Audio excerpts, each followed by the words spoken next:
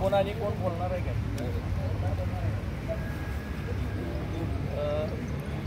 आज म्हणजे मोठा योगायोग आहे. आपण सगळ्यांनी एक एकत्र कुटुंब म्हणून जे आज ह्या ठिकाणी आपण सगळे आलो, तर म्हणजे हे कुटुंबच आहे. कुटुंबाची सुरुवात ही अगदी कमी याच्यातून सुरू होतं आणि मोठं कुटुंब होतं. अशीच वाढदिवसानिमित्त शुभेच्छा देतो की हे कुटुंब इतकं मोठं होऊन दे. खरोखर ह्या कुटुंबामुळं बाकीची जी जाणारी इथं जे विद्यापीठमध्ये त्यांना एक वेगळं वाटायला लागलं आहे. आता हे जाणवते.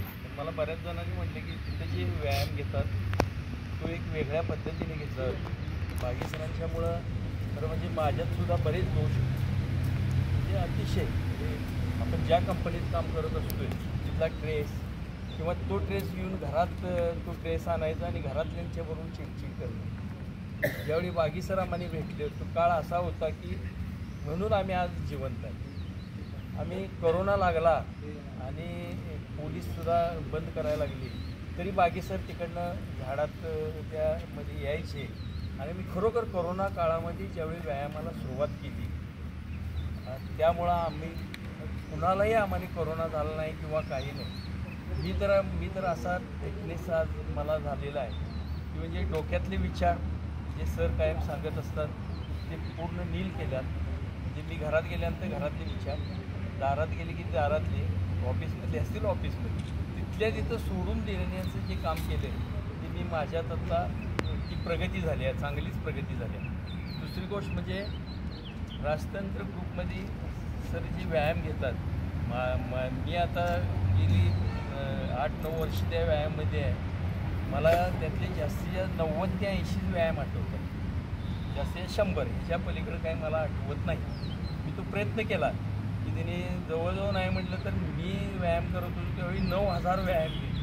9000 त्यातला एकही म्हणजे मला आत्ता जे येतात ते जास्तीत 80-90-100च्या पुढं काही मी गेलेलो नाही.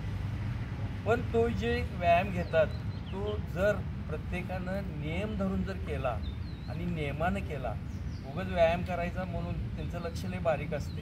प्रत्येकाने व्यायाम नियमानंच करावा, नाहीतर काय होतं आहे त्याचा मेसेज बाहेर वेगळा जातो. आपण काहीतरी वाकडं तिकडं करतो आहे, दुखतंय आपलं आणि मेसेज वाईट. ही एक तुलना अजिबात आपल्या व्यायाम नियमानं करा.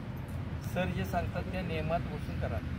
मी खरं म्हणजे सरांना दीर्घायुष्य लाभू दे की मी या अंबाबाईच्यातली प्रार्थना करतो. आणि सर असाच ग्रुप मोठा तुम्ही म्हणजे तुमच्यातच ती कला की बाबा चिडणं हा प्रकार नाही.